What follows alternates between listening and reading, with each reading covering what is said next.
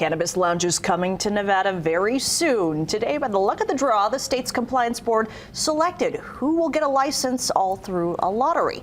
Fox's Lauren Martinez reports from outside the Nevada Cannabis Compliance Board with why this is such a big step for the industry in the state.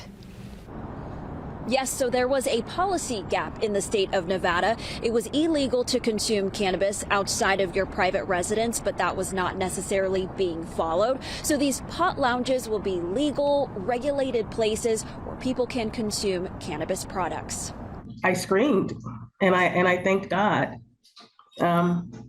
because it's been a long journey before even me starting a business. Rachel Lee was one of 20 awarded a cannabis consumption lounge license. Using the computer mouse, we will select the green button labeled Run Live Draw, and the application numbers for this drawing will be selected.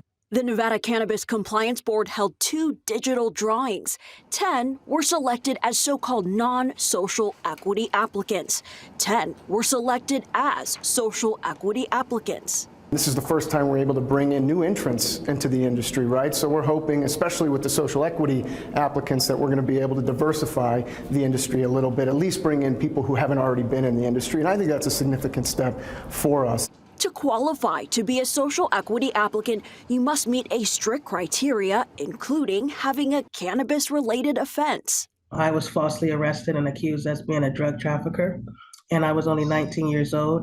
Lee hopes she can use her cannabis lounge license for health benefits. The reason why I felt that it would be a great idea was that I can get involved in more research with Alzheimer's disease and in hopes to eventually see how hemp and cannabidiol, which is CBD, could possibly help.